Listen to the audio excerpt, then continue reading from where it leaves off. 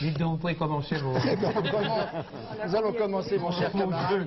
Nous allons commencer, mon cher camarade. Simplement, si vous me permettez. Oui, je vous en prie, monsieur. Il ne fait pas chaud sur votre plateau. Ah non, il ne fait pas chaud. Non. Et pourtant, vous avez une casquette. Oui. Écoutez, et alors? Oui, alors justement... Heureusement, parce que si je n'avais pas ma casquette, alors là, ce serait la fin. Mais tu as froid à la tête, c'est ça le vrai problème? Oui, il y a longtemps que j'ai froid à la tête. Le vent est entré à l'intérieur. Le vent est entré... Mais je voudrais savoir pourquoi tu as cette casquette. On peut pas la soulever un petit peu? Vous pouvez le lire? Vous voulez pas aussi? Oui. C'est grossier de garder une casquette. Oui, un peu. Bon, je vais me découvrir, mais je voudrais expliquer. Devant qui? Devant toi. Parce que vraiment, on regarde. Ce qu'on appelle une casquette en peau de fesse. Bon, alors écoutez. Évidemment, ça mérite une explication. Mais Oui. nous allions vous en prier, mon cher Bien. camarade. Alors, première version. Non, Oui. c'est la bonne. Voilà ce qui s'est passé. Vous savez, vous connaissez mon âge à peu près. À peu près, à 15 jours plus près, à 15 on a ans. le même. Et j'ai les tempes un peu grises. Hein. Oui, mais c'est Et charmant.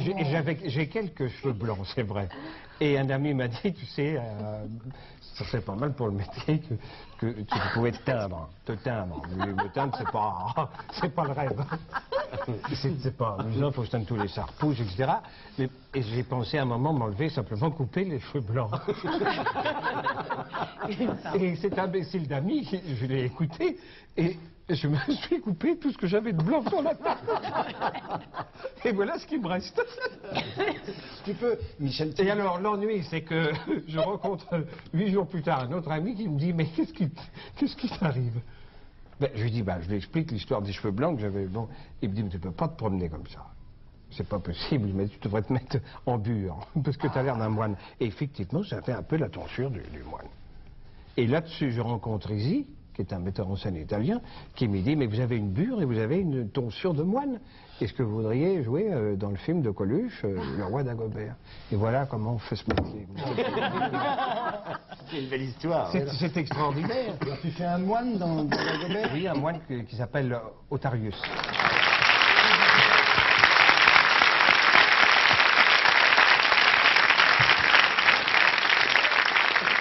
Alors, ce trio entouré de quelques autres... Est-ce que tout de suite, je voudrais dire quelque chose de très important. Dégager sa responsabilité. Oui, il faut dire quand même, il y a une petite histoire. C'est que j'ai vu le film avant de l'accepter. Ah bon? D'habitude, on lit pas, mais maintenant, je lis plus les films. Je les vois. Et j'ai pas, évidemment, ce film, j'ai pas voulu le faire. Et c'est mon frère que vous avez vu. Jules Serrault. Jules Serrault, le Serrault, Ben qui- voilà le fameux Voilà. film. Donc, je voulais préciser ça parce qu'il y a des choses vraiment qui ont des limites. Oui, Ça, c'est rien. et Jules Serrault. Et ça, c'est rien, il paraît. Mais mon frère m'en a parlé, il se passe des choses incroyables. Ah oui. Mais il a une Je diction- voudrais- Enfin, c'est une bavure, Mais comme il est vous avez sympa, vu. votre frère. Oui. Je voudrais aussi préciser que mon personnage, je ne suis pas, vous l'avez remarqué, c'est très très bien fait, je ne suis pas en chair et en os. Non. C'est du dessin animé. Mon personnage est un dessin animé. Entièrement faux. Donc on ne peut pas s'en prendre à moi s'il y a des bavures. Oui, c'est Oui, ils ça. sont tous voilà. dégonflés. Moi, j'étais la seule Oui, oui. présente. Mais vous, chère Jeanne, qu'est-ce que vous êtes là-dedans? Vous êtes une dame patronesse, Oh non, je suis une accompagnatrice. Une nouvelle dame. On vous appelle euh, Je Major. suis une nouvelle dame patronelle. Je suis une nouvelle... Et une ancienne. Oui. Non. Il y a un nom. Il y a un nom, il y a un nom. Non, je suis vraiment désespérément amoureuse de l'élévation. quoi. Oui. Oh. Et du joli prêtre qui est là. Le prêtre, un petit peu. Qu'est-ce que tu appelles l'élévation? Non, mais ça, c'est entre son frère et moi. Oui. C'est plus d'accord. tard. Bah oui, ça a été une belle histoire. Ouais. Alors, il est peut-être bon de préciser que tout ça se passe dans un train qui va à Lourdes, Lourdes, oui. puis ensuite à Lourdes. Oui. Et Où nous que sommes haïs, d'ailleurs. les personnages principaux de cette entreprise n'ont pas des raisons tellement élevées de se rendre à Lourdes. Ah bah, sont des voyous. Ah, moi, si. Sont des voyous. Ah non, non, excusez-moi, pas mon toi frère. non plus, non. C'est Ah. quand même un escroc aux Ça, c'est ton assurances. travail. Bah, moi, Voilà. je fais mon travail, mais je suis un Poursuivi inspecteur. par un agent, par un patron D'assurance. d'assurance. Se joue aussi bien le petit Jean-Luc Jules. Serrault. Jules. Jules Jules Serrault. Oui, car enfin, c'est dans une ambiance qui est extrêmement élevée sur le plan des Absolument, oui, sentiments. oui, oui. Moi, je suis le chef d'une association religieuse et c'est moi qui décide de l'emmener à Lourdes pour qu'il soit miraculé. Oui, c'est ça, et c'est son grand espoir. Oui, d'ailleurs, oui. d'être Et je dois dire que miraculé. nous avons tous tourné ce film avec une grande foi, une grande ferveur religieuse. Oui, Oui, avec une énergie folle. Il y a des moments où on voit mon âme, même, carrément. Absolument, oui, oui, oui. C'est fou, hein. C'est vrai, un petit fantôme Oui, oui. d'image. Ça n'est pas blafard. Jimmy Cricket, c'est mon âme. C'est ça, oui. Eh bien, elle est éblouissante, cette âme. Quant à Jules Serrault, il faudra lui faire nos compliments. Ben oui. Mais et pourquoi vous- il ne parle pas? Il disait Mais les parce textes qu'il si mal. vous n'en voyez pas, on vous l'a expliqué. Oui, oui, il est muet. Il a reçu une balle dans le... Ça doit être tout de même un peu dommage pour un comédien de ne pas s'exprimer. Oh non, c'est-à-dire que je crois, il m'a dit que ça le reposait énormément. Ne pas parler, il paraît que c'est formidable pour un acteur. Mais Mocky paye moins cher alors quand il n'y a pas de De toute texte. façon, il ne paye pas. Alors, il n'y a pas de moins cher, Non, moyennement mais non. cher. Quand on est payé à la ligne, effectivement. Mais on a mangé correctement, Ah oui. on a été hébergés Oui, et en oui. plus, on a été faire nos... Nos besoins. Non, non. Bon, je voudrais me retirer tout de suite. Moi, Mais si, il voulait dire vos besoins spirituels. Non, c'est ce que je vos voulais dire, besoins monsieur Tchernia, d'élévation spirituelle. qui lui, Mais j'avais tout compris. qui lui s'occupe de tout ça, a très bien compris. Oui, oui, bien sûr. Eh bien, je vous remercie. Nous avons donc le miracle. Vous n'avez rien. Il n'y a vraiment pas de quoi. Vous n'avez rien d'autre à nous demander. Est-il vrai que Vous n'avez pas un peu de sueur? est-il vrai que le film Dites donc, j'ai pas mes quittances de loyer pour. Ça gêne pas pour venir chez vous. Il n'y a pas besoin de papier Non, non, d'identité. mais si, vous avez le permis de conduire. Ça Moi peut pas. servir. Qu'est-ce de qu'il carte veut? De électeur. l'argent encore? Un petit chouïa. Pourquoi faire? Qu'est-ce qu'il veut? Des C'est pas pour papiers? moi, c'est pour Michel.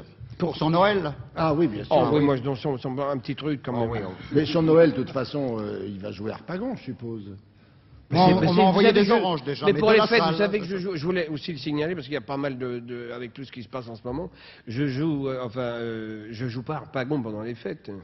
Je joue le petit chaperon rouge. C'est une histoire de galette d'ailleurs un peu, mais et je joue le loup. Ah, bon.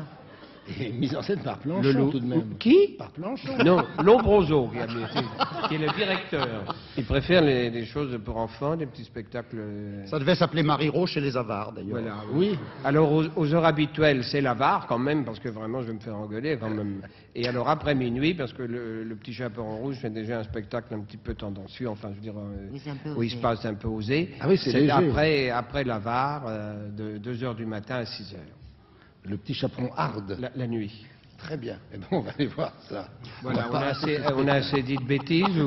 Ah oui, oui, je crois, on doit avoir, Ça la, va, ou- on doit avoir la ration. Oui, oui, ça va. Maintenant, on va dire. On va voir une queue, enfin une queue, rue Mogador. Ah non, on va voir une queue rue Mogador à 2h du matin. Oh, Allez, ben voilà, il est parti. Mais oui, mais c'est sûr, ça devait finir comme ça. Ça devait finir Il comme n'a ça. pas raté sa sortie. Ça devait finir comme ça. Et voilà. Voilà, il change de côté. Bien, Daniel. venez mon petit auteuil, Allez, venez bien, donc mon Daniel. petit auteuil. Il va se trouver un bout de table comme Nous sommes au tout début du film. Oui. Et nous venons de voir se poser les deux personnages. Une rédactrice en chef, présentatrice du journal de 20 heures sur une chaîne de télévision, et un journaliste spécialisé dans les grandes enquêtes, j'ai l'impression. Oui, un journaliste d'enquête plus que de commentaire, quoi, une sorte je sais pas, moi j'avais pensé à De Rogy, que je ne connais pas, mais enfin ce genre de personne qui fait des enquêtes un peu poussées sur certains sujets. Nous apprendrons au cours du film qu'il y a eu une liaison ancienne entre ces deux personnages, mais ce que nous allons découvrir aussi, bien sûr, c'est toute une action d'espionnage, une action politique qui va se passer, Oui. et sur laquelle la presse va justement avoir un effet déterminant. Mais quels sont les rapports qui vont unir ces deux personnages ? On peut penser ils ont eu une histoire ensemble. Oui, Vous on peut pensez- le penser. Enfin, on l'a pensé, nous, oui. On l'a pensé. Et puis, moi je pensais que le personnage de Philippe il l'a initié au journalisme, c'était un peu son maître, quoi. Et puis elle est devenue très célèbre, c'est une grande journaliste politique, elle est très compétente, elle a l'admiration de son équipe, tous les gens avec qui elle travaille. Et puis, mais c'est quelqu'un d'assez seul. Hein? Tu m'arrêtes? Oui, je t'arrête si tu dis une connerie. Elle est assez seule, elle n'a que des amants de passage, elle n'a pas d'enfant, et elle a tout mis sous son enjeu et toute sa passion dans ce métier où elle est très, très brillante. Mais dès qu'elle va avoir un grand problème, enfin, elle va retrouver cet homme, et je crois que, enfin, c'est ça, elle va essayer de renouer avec lui, avec l'amour qu'elle a eu pour lui. Ce Marèche que joue Michel Subor, ce Marèche que nous avons vu dans l'auto, il va avoir lui aussi un rôle important. Oui, c'est un truand. C'est un truand qui va être impliqué, ou tout au moins que le pouvoir, alors lui-même, va vouloir impliquer dans un fait divers politique qui met en cause le pouvoir, le gouvernement en place. Et le personnage que joue Nicole et le mien avons des documents qui prouvent que il n'est pas impliqué là-dedans et que le gouvernement essaye de faire croire quelque chose, essaye de se décharger de quelque chose de pas très propre sur le dos de ce truand. Et le film, bon, c'est les retrouvailles de ces deux personnes, ces deux journalistes qui donc se sont aimés, on peut le penser, il y a quelques années, et qui se retrouvent, et c'est leur cheminement ensemble, le chemin qu'ils font ensemble, en traitant à la fois cette affaire, chacun à leur manière, parce qu'il y en a un qui est de la presse écrite et l'autre de la presse télévisuelle, et leur rapport à eux propres, leur rapport sentimentaux. Voilà. Alors, dans le film, on évoque aussi la différence de statut, la différence d'image qu'il y a entre ceux de la télévision et ceux de la presse écrite. Il y a une scène qui se passe dans un restaurant où on vous trouve tout de suite une table parce que vous êtes la présentatrice du journal et que, alors que Philippe, lui, est un visage, inconnu, même si, il a l'estime de ses confrères et de certains de ses lecteurs. Ça n'en est pas pour autant une star, alors que Nicole, par le fait qu'elle présente le journal tous les soirs à 20h, est devenue une véritable star de l'information. Elle en est contente de cette gloire, quoi. Enfin, elle s'en amuse, elle est quand même trop intelligente. Ça l'agace un peu, disons le mot. Voilà, ça l'agace un peu. Ça l'agace un peu. De la voir comme ça, aux prises avec les autographes, les gens, tout ça, elle est un peu... Le rapport se fait un peu là-dessus, c'est un peu comme dans les comédies américaines, quoi. Ils sont agacés l'un par l'autre, se cherchent, ils s'opposent beaucoup et ils s'aiment plus tard, quoi. Il n'est pas question qu'on raconte le sujet de l'intrigue. Cherchez pas mon approbation chaque fois. Si, c'est bien. Oui, parce que c'est ça, parce que vous continuez en fait le personnage, le professeur, mais ne révélons pas la fin du film, parce que la fin du film nous entraîne psychologiquement à des changements de situation. Enfin, il chose très bien à la fin du film, quoi. Pour le personnage que je joue. Un cynisme que je trouve très formidable, quoi. Un peu contraire à tous les... tous les clichés. À des choses plus héroïques, oui, c'est ça, plus sentimentales, et elle a un cynisme que je trouve très passionnant, quoi, très... Voilà. En tournant vos personnages, vous avez eu le sentiment de retrouver des choses que vous aviez vues, que vous connaissiez, ou de vous promener dans un monde complètement nouveau? Je veux dire que vous avez essayé de prendre des attitudes ou des gestes que vous aviez déjà remarqués chez des gens de ces professions-là? Ou vous avez complètement recomposé vos personnages? C'est-à-dire, Nicole, c'était un cas un peu à part puisqu'elle présentait le journal, donc c'était dans des limites et dans un cadre dans lesquels on ne peut pas faire les pieds au mur. Je veux dire, c'est assez semblable à ce qu'on peut voir dans toutes les télévisions du monde. Il y a un ton quand même, il y a un ton dans l'information. J'ai quand même beaucoup regardé Christine de Crainte à ce moment-là, Magnantel. Il y a un ton. On s'en rend pas très bien compte dans le film, mais... Non, ce qui était bizarre, c'est de choisir pour dire des informations très précises quelqu'un qui a une articulation déplorable. Enfin, ça, je veux dire, c'était le metteur en scène. C'est la gageure du film. Oui, c'est la gageure. Et puis, quant à moi, non, je n'ai pas traîné dans les scènes de rédaction. Il y a un rédacteur en chef, d'ailleurs, que joue Roland Blanche, qui est un personnage... Ah oui, il est très très bien, Roland, oui. Là, il y a quand même une petite... un petit hommage à Lazarev quand même par le genre de personnage, tout au moins dans l'idée des auteurs, je pense. Et alors par contre, ce qui est curieux, c'est que c'est la première rencontre cinématographique Chabrol-Noiret. Oui, ça étonne beaucoup. Enfin, les gens, c'est très curieux. Beaucoup de gens arrivent, journalistes, et me disent, mais comment ça se fait? J'ai regardé, c'est la première fois que vous avez travaillé ensemble. Je sais pas, on doit avoir une parenté quelque part qui fait que les gens s'étonnent que ce soit notre première rencontre. On s'était croisés, on avait failli. Il m'avait proposé de tourner Que la bête meurt il y a très longtemps et j'avais beaucoup aimé le scénario, j'avais très envie de travailler avec lui et puis je me sentais pas assez mûr, assez libre de mon instrument, si j'ose dire. J'avais encore sûrement des blocages d'acteurs qui faisaient que je me sentais pas apte, je me sentais pas capable de jouer comme il le fallait ce personnage qu'a très très bien joué Jean-Yann, je veux dire. Ensuite, il a pensé à moi, il me l'a dit pour Les Fantômes du Chapelier une première fois, puis après il a laissé tomber le projet, il y a repensé et là je n'étais plus dans la distribution et c'est Michel Serrault qui a joué le rôle. Bon, on n'a pas à être vexé d'être remplacé, si j'ose dire, dans l'esprit d'un metteur en scène par Michel Serrault, encore qu'il ne faille pas que ça se reproduise trop souvent.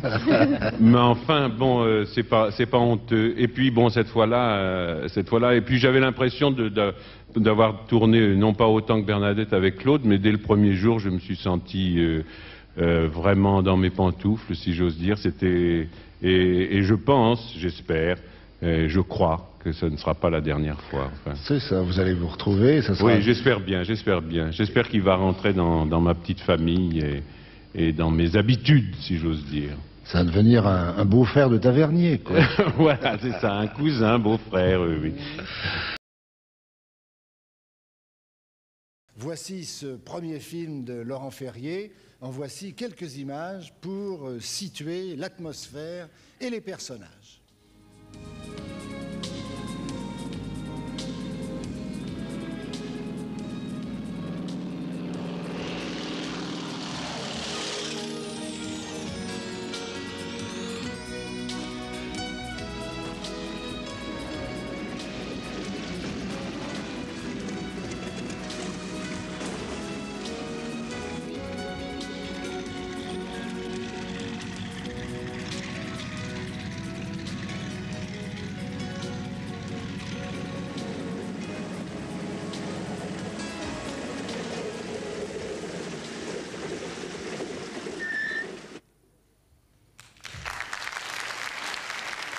Eh bien, Miu Miu, Alain Souchon, je voudrais que nous situions le lieu du film. Tout d'abord, vous avez tourné où, Miu Miu? C'est moi qui réponds. Oui, c'est à vous que je pose la question.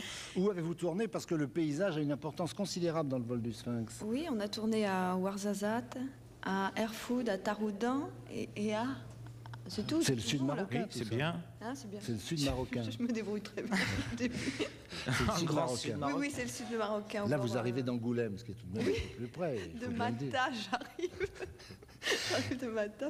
Et nous venons de voir cet avion. C'est lui, le Sphinx? Le Sphinx, c'est l'avion, oui. Qu'est-ce que c'est, cet avion? C'est mon avion. Comment? C'est pas vous, le Sphinx? Non. C'est mon avion avec lequel je gagne ma vie. C'est un vieil avion russe. J'ai pas de licence de pilote, mais je vivote comme ça en faisant du transport pour les populations locales. Et voilà, c'est toute ma vie, cet avion, je l'aime bien. Je suis plutôt un type renfermé, taciturne, je suis là avec mon avion. Et alors, bien sûr, mais ne ris pas comme ça. On vient de voir rapidement le pilote qui prend un premier contact avec les autres personnages qui vont être d'une telle importance dans tout le déroulement de ce film d'aventure et d'amour. Et dans les séquences qui suivront, vous allez faire beaucoup plus connaissance l'un et l'autre. Alors je vous propose que nous regardions quelques images d'une scène qui se situe quelques temps plus tard, après votre première entrevue sur... Comment c'est depuis le début? Mais moi je veux savoir, je veux comprendre. Faut pas vous gourer, hein. Je suis pas le genre de type qui prend des coups sur la gueule sans savoir d'où ils viennent. D'abord, qu'est-ce que foutait ce type-là, malade, à Tinjad? Pourquoi t'as bousillé le Sphinx? Pourquoi t'as couché avec moi? Balek. Et ton mari, qu'est-ce qu'il a à voir là-dedans? Tu lui as dit, il est d'accord. C'est lui qui les a envoyés, les deux traînelattes. Merde! Je veux rien savoir. J'en ai rien à foutre. On s'est tout dit. Moi, on se verra, mieux je me porterai.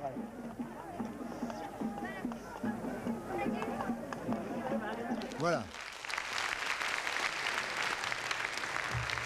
Alors voilà situé des rapports vifs entre les deux personnages. Oui, assez vifs. Mais je dois dire qu'il y a tellement d'aventures, tellement de choses qui se passent dans le film qu'on alterne les moments tendres et les moments vifs. Mais il n'a vraiment pas beaucoup de chance, ce garçon, de tomber sur un personnage aussi mystérieux et compliqué que celui que vous jouez, Miu Miu. Qu'est-ce que c'est que cette femme? Comment ça? Qu'est-ce que c'est que cette femme? C'est Laura. Laura, c'est une femme qui aime l'argent, je dois le dire. Ça sert, hein, c'est utile. Oui, qui aime l'argent et qui suit son mari là-bas au Maroc pour l'argent, non pas par amour du tout pour son mari, avec qui elle s'entend très très mal, je dois dire, depuis un certain temps. Et elle rencontre cet aventurier.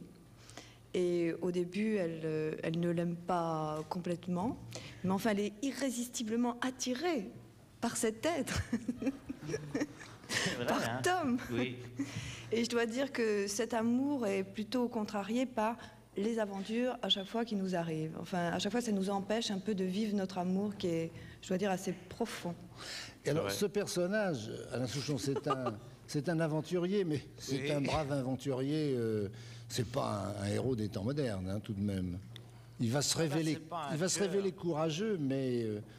C'est un gentil, oui, mais oui, c'est un type, il vit dans un pays rude et tout, alors il y a tout le temps des aventures dans ce pays-là, mais au départ, c'est pas un bagarreur ni un méchant. Et puis il est tout le temps sur un fil, il sait pas, il aime beaucoup cette fille, et puis visiblement cette fille il aime beaucoup, mais en même temps elle cherche à l'utiliser, et tout, donc il s'en rend compte. Alors par moment il craque, et puis par moment il se reprend. Là c'était un moment où je me reprenais. J'aimerais bien faire C'est un moment où je merde. Ouais, mais non, Marlène dit, je voudrais bien faire un moment où il craque. Mais oui, il craque et il est très touchant. Il craque très bien. Et elle aussi craque. Mais en fait, ce qui vous a attiré dans ce film, c'est le mélange de l'histoire d'amour et de l'histoire d'aventure. Ouais, moi j'étais charmé par le fait que c'était écrit de manière très simple et très pure. J'ai trouvé que l'histoire d'amour, elle était presque tellement simple et tellement pure que c'était une stylisation, et l'histoire des bandits et tout ça aussi. Alors, autant de simplicité, j'ai trouvé que c'était très beau. Et puis en plus, ça a été filmé d'une manière très belle. Alors je trouve ce film très beau, voyez-vous. J'ai lu dans Première un interview de vous. Vous dites que ce que vous aimez en particulier dans le cinéma, c'est l'occasion d'une aventure vécue ensemble avec une grande chaleur et une grande amitié. Ça compte, hein, ça? Bah oui, c'est vrai que dans chanteur, on est un peu isolé, on prend les décisions tout seul, on est un peu seul, quoi. Bien qu'on ait des musiciens et tout, on est quand même très seul. Tandis que au cinéma, c'est un travail d'équipe, quoi. Le type qui a fait l'histoire, le type qui réalise, tous les comédiens, puis on vit ensemble, loin. J'aime bien faire des films loin de Paris, comme ça on s'en va, on vit avec des gens qu'on n'a pas forcément envie de rencontrer au départ, puis on vit avec eux 2 mois. Et c'est assez marrant, surtout dans les conditions où c'était là-bas, quoi, isolé de tout, sans téléphone, tu vois, sans téléphone. Terrible. Non, c'est surtout toute une équipe qui ressentait les mêmes choses dans leur vie, enfin toutes les difficultés, la chaleur, vivre dans le même hôtel, souvent sans eau, sans les tempêtes de sable. C'est toute une équipe entière de films qui subit les mêmes choses et ça nous a beaucoup, beaucoup rapprochés. C'est pour ça que c'est un peu un tournage magique pour nous. C'est ça. Donc le vol du Sphinx, c'est un très bon souvenir. Oh là là, mieux que ça. Merci Miu Miu.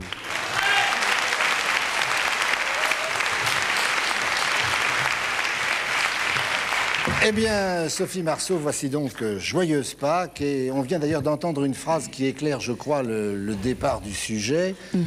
C'est qu'il vient d'accompagner sa femme à l'avion, ce monsieur. C'est ça, pour le week-end de Pâques. Et nous sommes en train de prendre connaissance, là, de Joyeuse Pâques, adaptée par Lautner et par Jean Poiret, d'après la pièce de Jean Poiret. Et je vous avoue que j'ai très envie de voir le film, car la pièce de Jean Poiret, qui était superbe, admirablement jouée par lui, Maria Pacôme, Nicole Calfon, se passait entièrement dans un appartement. C'est ça, mais bon, je veux dire, à partir du moment où on en fait un film, il faut aérer l'histoire. Et je crois que Jean-Paul s'en est très très bien tiré. Il en a profité pour y glisser certaines cascades bien à la Belmondo, qui sont d'ailleurs très belles. Et puis bon, il y a aussi l'aéroport, le restaurant indien, comme on vient de voir. Enfin voilà, ça bouge beaucoup. Restaurant indien où notre ami Gérard Hernandez joue le rôle d'un curieux maître d'hôtel, d'ailleurs. Oui, oui, très bien. Alors donc, le thème, ce monsieur va accompagner sa femme à la gare la veille de Pâques, je crois. C'est ça, pour le week-end de Pâques, oui. Et puis, il rencontre une jeune femme que vous jouez. Que je joue et qui, elle, vient juste de se séparer de son fiancé. Et donc, lui, il en profite, évidemment, pour la raccompagner, soi-disant, chez elle. Et bon... Et enfin, c'est pas chez moi qui me raccompagne, c'est chez lui. Et la maman rentre, enfin, sa femme rentre, parce qu'il y a eu des grèves dans les aéroports, je sais pas quoi. Et alors là, de là part tout le quiproquo du film. C'est-à-dire que parce qu'il me fait prendre pour sa fille. Voilà. D'un premier mariage. Il vous fait passer pour sa fille, et là vont commencer une série de situations hilarantes et compliquées où ce menteur est obligé de se retrouver, de prendre pied sur des îlots un peu plus solides. Je pense que ça a dû être un grand plaisir de tourner avec... Ah oui, d'autant plus que bon, on était sur la Côte d'Azur, ce qui est encore plus agréable, le soleil, la mer, tout ça. Et puis Lautner est vraiment un metteur en scène d'une très grande tendresse. Et quant à Jean-Paul, je veux dire, il est drôle, bourré d'énergie. On a vraiment passé 2 mois très, très, très agréables. Mais dites-moi, Sophie, pour une comédienne, car vous avez fait en 4 ans une carrière éclair, vous n'avez que très peu de films derrière vous, mais ce sont des films énormes. Comment vous êtes-vous senti le premier jour où vous étiez devant Jean-Paul Belmondo, le Belmondo? J'étais ravie de le connaître parce qu'on m'en parlait tellement et je le voyais tellement partout, sur les affiches, partout. J'étais très impatiente de le connaître. Et puis bon, au départ, les rapports ont été pas difficiles, mais timides et pudiques. Et puis bon, au fil des jours, on s'est de mieux en mieux entendu. Et à la fin, vraiment, on formait une équipe formidable. Tant mieux. Alors, je pense que ce film va partir au Japon, car au Japon, on compte beaucoup sur vous. La Boum a fait un boom. Enfin, ça a été un triomphe là-bas. Oui, parce qu'ils ont une autre formule que la nôtre en France. Je veux dire, ils sont très, très, très star system là-bas. Et dès que quelqu'un leur plaît, alors c'est les fan clubs qui fleurissent partout, les petites cartes avec les signatures dessus. Enfin, ça prend des proportions énormes. Et la Boum a vraiment marché là-bas. Et la Boum 2, ça a encore été pire. Ça a tout cassé, vraiment tout. Alors, c'est-à-dire qu'au Japon, vous êtes un personnage aussi connu qu'en France? Sinon plus, oui. Sinon plus. Sinon plus, oui. Parce que c'est un pays très, très, très, très jeune et tous les jeunes vont au cinéma, puis ils sont très friands des gens célèbres. Ça prend vraiment des grosses proportions. Alors, vous venez donc de travailler avec Jean-Paul Belmondo et dans quelques jours, vous allez travailler avec Depardieu. C'est ça. Pour un film qui s'appelle? Qui s'appelle provisoirement Police. Un film de Maurice Pialat, Sophie Marceau, Depardieu. Eh bien, on attend ça. Mais pour l'instant, on va aller voir Joyeuse Pâques de Lautner et Poiret avec Sophie Marceau et Jean-Paul Belmondo.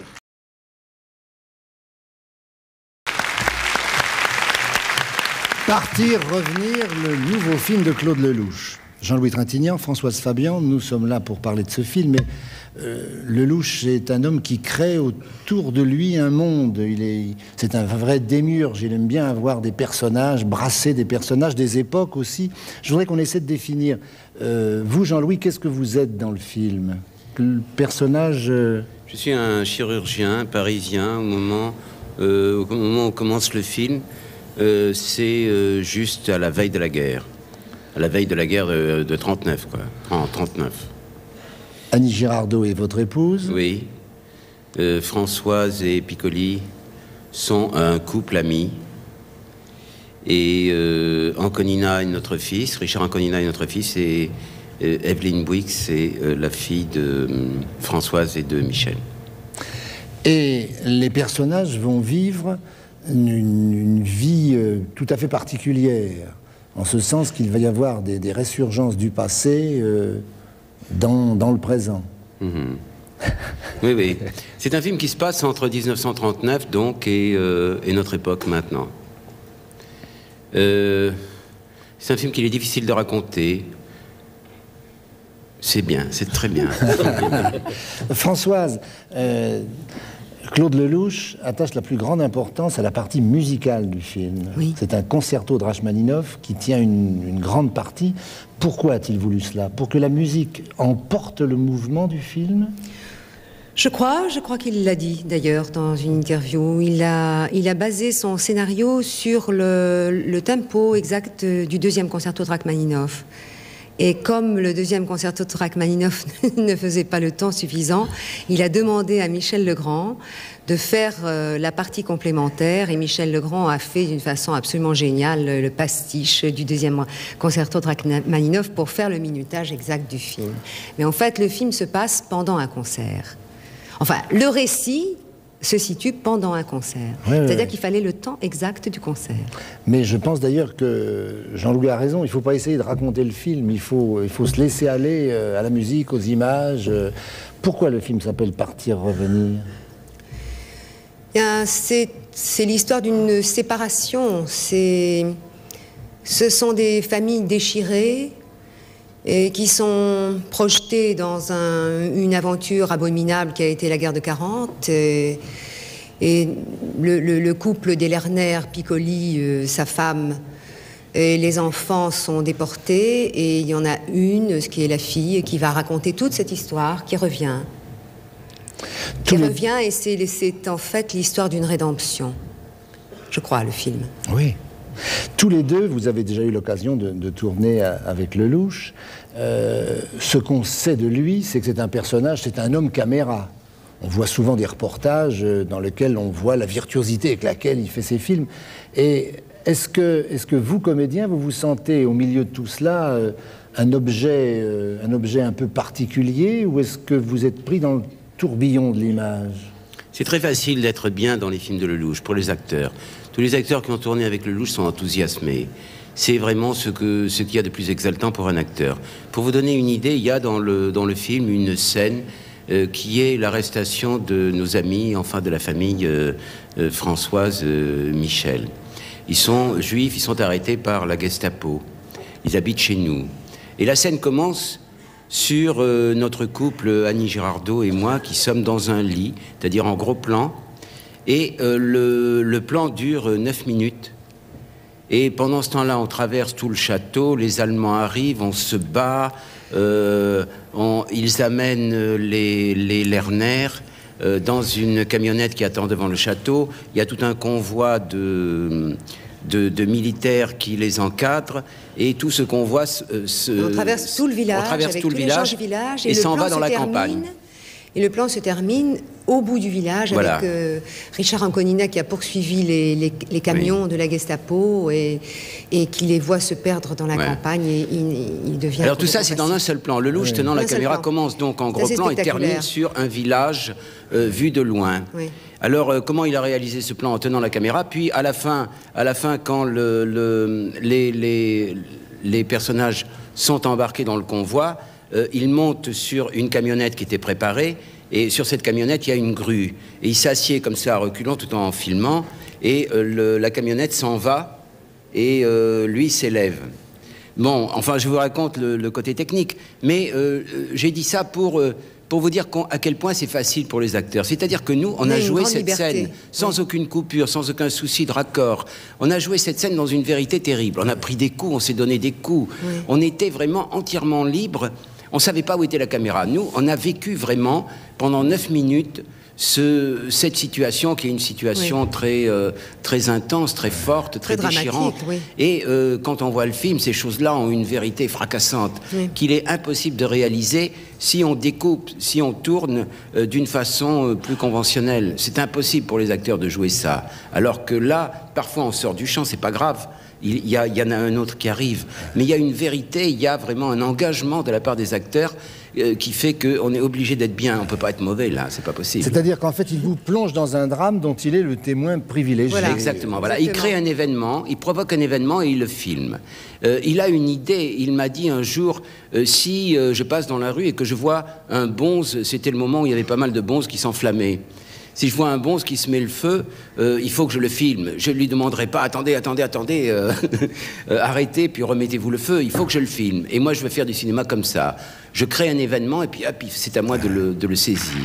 Annie Girardot, parlons d'Adieu Blaireau. C'est le premier film de Bob Decou, qui est auteur, musicien, mais qui signe là son premier film. Sa première mise en scène, oui. Pourquoi Adieu Blaireau? L'explication du titre. Eh bien, bon, vous savez que le blaireau, c'est un petit animal dont les poils ont fait le petit blaireau, quoi. Et donc dans l'expression, enfin par rapport à Bob, il me dit que évidemment le blaireau est un petit animal qui fait des choses comme ça précises, voilà, disons que on va faire une adaptation pour le français. C'est vrai qu'un français, on dit souvent c'est un blaireau, voilà. Par exemple en italien on dit c'est un fusto.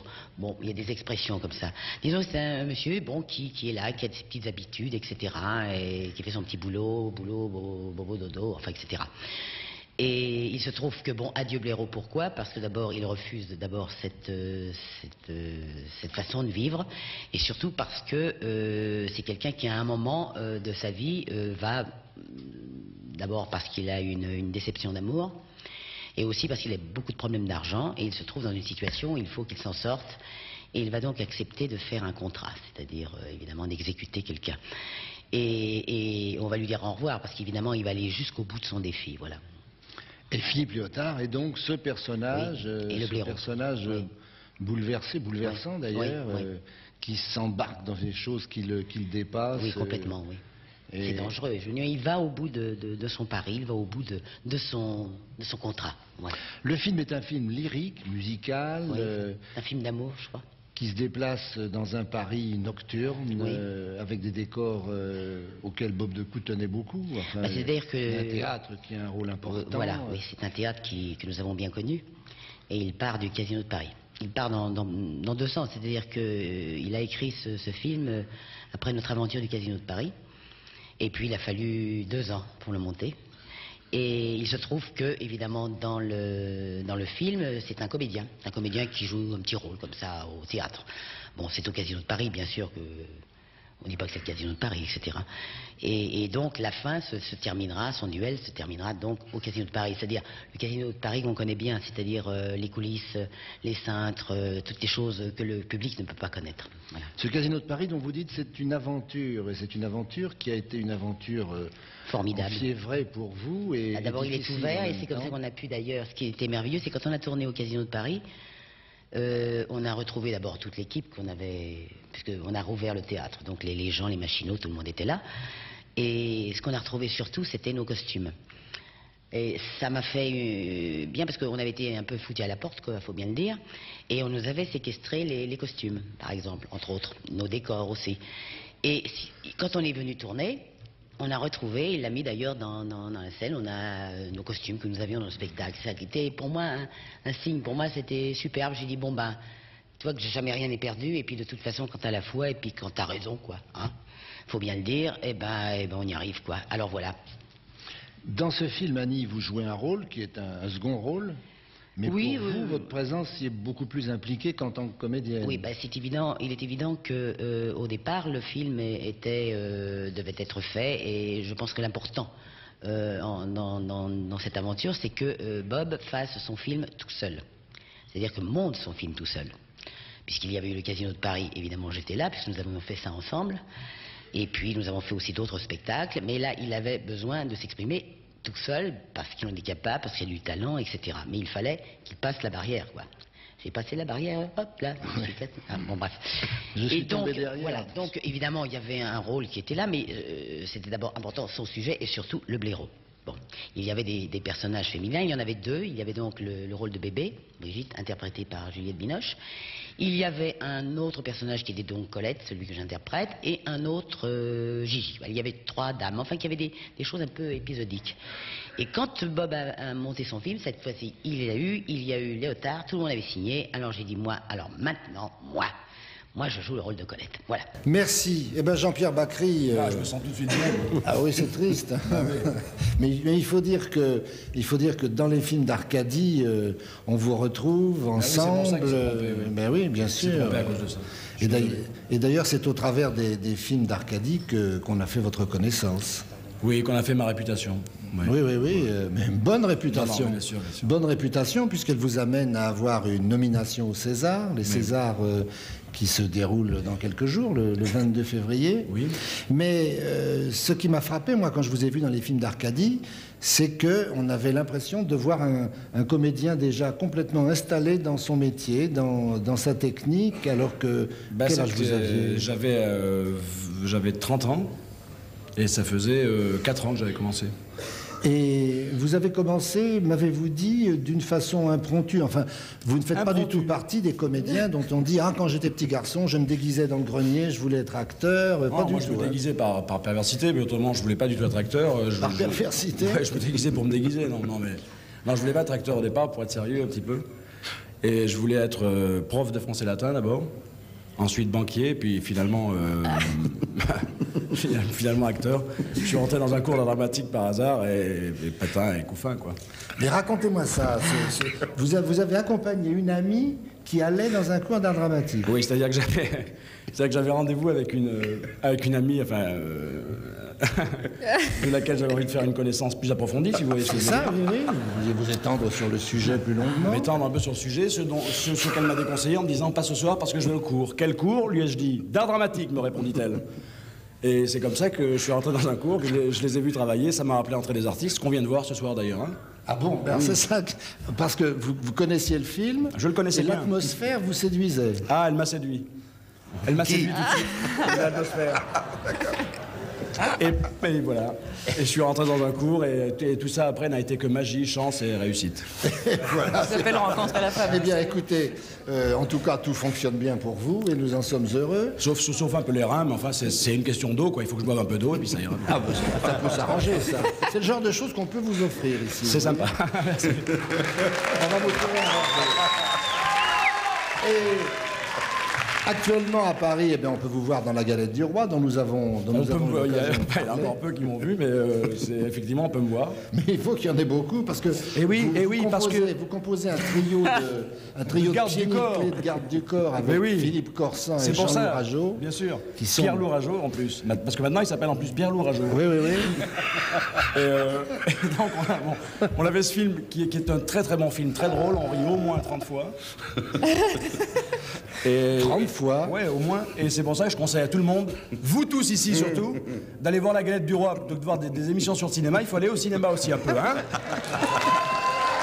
Non, il faut voir ce film qui est très drôle. Jean-Michel Ribes est un bon metteur en scène. Les comédiens qui sont dans ce film sont de bons comédiens. C'est drôle, on s'amuse beaucoup. Il faut voir ce film, non, c'est vrai? Alors, je disais tout à l'heure que vous avez une nomination pour les Césars. Cette nomination, vous l'avez pour Subway. Eh oui. Pour le personnage que vous jouez en Subway, je vous propose qu'on en revoie quelques images. Oui, je vous propose ça aussi. Qu'on vous retrouve, nous vous proposons de nous retrouver, enfin de vous retrouver. Il faut des types direction Vincennes, sortie, couloir correspondance. Je file le roller en ce moment. Bon, pour le moment, je peux t'envoyer Antoine et Gérard, ça va? Trouve-moi-en d'autres.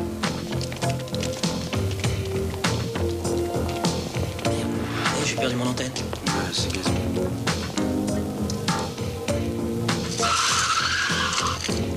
Arrêtez.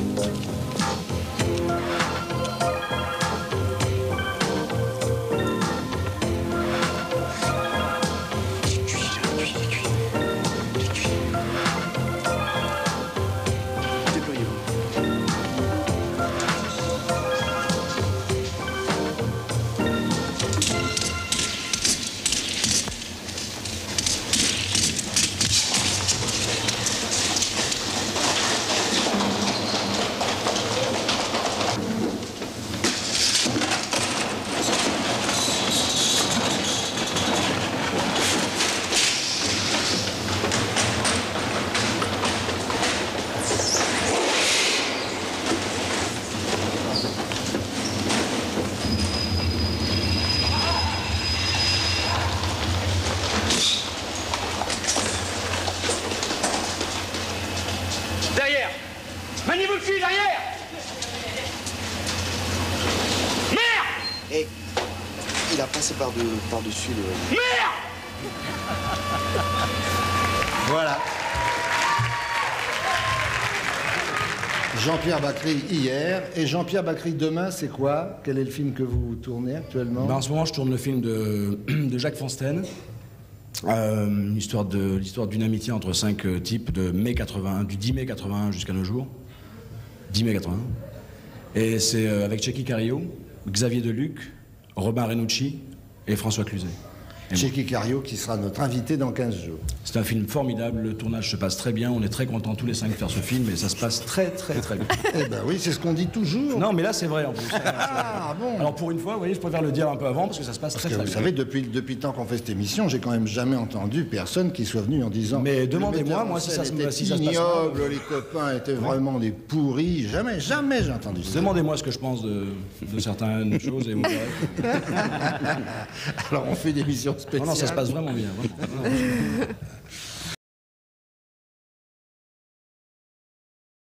Et vous aviez commencé tout à l'heure à parler de la façon de travailler de Rohmer. Il travaille pas de manière... il travaille plutôt... Il aime bien avoir une relation un peu longue. Il voit les acteurs très longtemps, 6 mois, 1 an minimum. Et puis il aime bien établir des rapports moins professionnels au sens rigide et difficile du terme. Il aime bien les connaître, savoir ce qu'ils aiment. Et puis avoir pas un rapport d'amitié, parce que on pourrait avancer sans être trop pédant, qu'il est fraternel sans être familier. Là, j'ai frappé assez fort, je crois.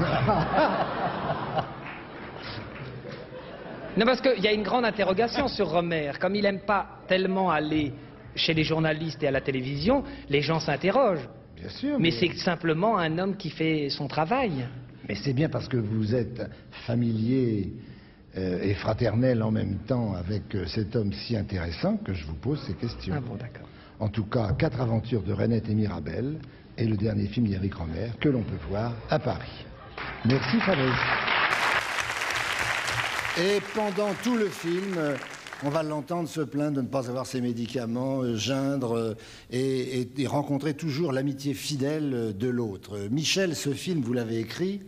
Je l'ai co-écrit parce que je l'ai écrit avec quelqu'un qui s'appelle Patrick De Wolf et je lui ai demandé, je lui ai dit voilà, j'ai une idée vague comme ça, est-ce que tu veux l'écrire avec moi? Parce que je voulais qu'il soit mon conseiller technique sur le film, sur le tournage, parce que j'en avais grandement besoin. Et donc on l'a écrit à 2. J'écris les dialogues tout seul, mais le scénario, on l'a écrit à 2. Et vous êtes passé devant et derrière la caméra. Oui, oui. Alors tout ça, c'est une épreuve qu'un de vos amis proches a tenté avec succès il y a quelques mois. C'est notre ami. Un chauve à moustache aussi. Donc ça doit être une sorte de prédestination. Je pense qu'il y a quelque chose. Mais... Je vais peut-être me laisser pousser les moustaches. Et Gérard Jugnot, donc, a connu le succès et je souhaite que vous le connaissiez, je l'espère et je le pense. Eh bien, je le souhaite aussi, pas franchement. Et donc, disons un mot du film. Il s'agit d'un couple. Ces 2 personnages, on vient de les voir, sont 2 braves marginaux qui épuisent toutes les occasions de gagner quelques sous en faisant des travaux. Oui, enfin, ça part d'une idée qui est pratiquement celle-là, qui est que Gérard Lanvin joue le rôle d'un musicien qui est un très bon musicien. Un musicos. Ouais, mais très bon. Et sauf que il est parti faire la route, quoi, un petit peu, parce que ça l'amusait pas du tout, il y a 7-8 ans, de jouer derrière Mireille Mathieu, par exemple. J'ai rien contre, hein, mais bon. Ça le branchait pas terriblement de jouer derrière. Alors il s'est dit, bah, pourquoi pas, j'ai pas besoin de beaucoup pour vivre, je trouve ça plus sympa de faire la Manche, au soleil, à Ibiza, faire la cueillette des olives en Provence, etc. Puis en cours de route, il a rencontré un garçon dont la principale qualité était de savoir tenir le gobelet quand on fait la Manche, c'est moi. Et puis ils ont eu une espèce d'amitié très forte, et ces 2 garçons qui peuvent pas vraiment se séparer, quoi, qui ont besoin l'un de l'autre. On sait pas lequel a le plus besoin de l'autre d'ailleurs. Sauf que brutalement atteint par la trentaine, le personnage de Lanvin se dit, si je continue à faire la Manche au soleil, je vais finir clochard. Alors que je suis un très bon musicien, que tout le monde me le dit, alors je retourne à Paris et ça suffit la marginalité. Or en fait, quand on arrive avec 40 francs en poche à Paris, un saxophone et une adresse bidon, la marginalité, ça commence et ça finit pas. Et voilà, alors ils sont un peu entraînés dans ces aventures. Voilà, il faut dire que ces aventures, elles ont leur importance dans le récit, mais ce qui me paraît être au tout premier plan de l'aventure, ce sont les rapports entre ces 2 personnages. Oui, parce que des rapports à la fois tendus et tendres, qui sont... oui. Ils sont à la fois embarrassés l'un de l'autre et ils peuvent pas s'en passer. Oui, c'est un peu ça, quoi. Ils passent leur temps à se dire l'un, casse-toi, l'autre, c'est ça, je m'en vais, j'aurais dû faire ça il y a longtemps. Puis en fait, ils n'y arrivent pas. Alors, en plus, les aventures se précipitent, quoi. Ça se déroule sur 5-6 jours et ça s'accélère. C'est-à-dire que chaque jour est plus intense que la veille. Donc, comme tout se précipite, c'est bien le moment où les amitiés sont mises à l'épreuve et ils ne peuvent pas se séparer vraiment. Alors ils s'engueulent de plus en plus, ils ont de plus en plus besoin l'un de l'autre, et puis il se trouve que de son côté, le personnage de François, qui est joué par Gérard, rencontre une jeune fille tout à fait bouleversante de beauté, de charme et d'intelligence, qui est danseuse et qui est jouée par Sophie Duez, dont c'est le premier rôle, et qui est formidable, et que ça ajoute au désarroi, quoi. Enfin, il y a quelque chose de nouveau qui se passe dans leur vie. Cependant que l'autre, lui, c'est-à-dire le personnage l'autre, que lui, vous a jouez, beaucoup de mal à assumer. il cherche à retrouver des dames. Il les trouve d'ailleurs, mais pour une fois, c'est pas moi qui suis l'empêcheur de tourner en rond, si j'ose dire tourner, parce que c'est pas vraiment le sujet. Je suis plutôt dérangé par l'autre constamment, donc je n'arrive pas à assumer ma vie sexuelle totalement. Au milieu de toutes les découvertes que vous faites... Enfin, le personnage, moi, ça va. Il y a la découverte. Je voudrais pas qu'il y ait de... Non, mais... On a tout compris.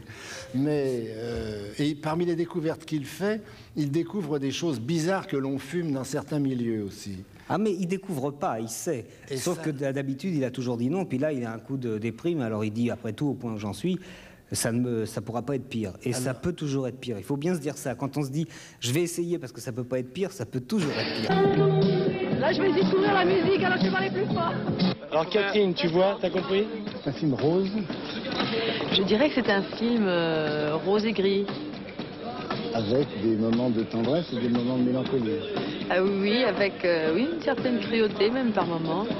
Mais c'est un film avec beaucoup d'humour et de tendresse surtout. Cruauté vis-à-vis du show business? Non, cruauté uniquement à cause du ton, d'une certaine côté un peu pointu comme ça des choses. Il y a des choses assez dures. C'est pas il y a une seconde et nous on enchaîne, oui. Ça continue le mouvement, bref. Qu'est-ce qui vous a attiré dans ce scénario? Qu'est-ce qui m'a attiré dans ce scénario? Généralement, on me dit qu'est-ce qui vous plaît? Alors, je suis pas habituée à ce que la question soit posée si directement. Généralement, on me dit qu'est-ce qui vous a plu dans ce rôle? Et je dis c'est le scénario. Et c'est vrai d'ailleurs, c'est vraiment le scénario. Parce que je trouvais qu'il y avait D'abord, je trouvais qu'il y avait des personnages et qu'il y avait un ton et un charme, quelque chose de rond et quelque chose que je sentais bien, qui me plaisait bien, que je trouvais pas tout à fait mon emploi, donc un peu décalé. Ça m'attire toujours évidemment des choses que je sens que je peux faire, mais qui ne sont pas évidemment comme ça pour moi au départ. Ça m'intéresse davantage évidemment. Parce que quand même, au bout d'un certain nombre d'années, ce qu'on a envie, c'est pas seulement de surprendre les autres, mais de se surprendre aussi un peu. Allez, la dernière. Dans les tirs. Silence. Carole. Je crois pas. Non, c'est très bordélique l'image là.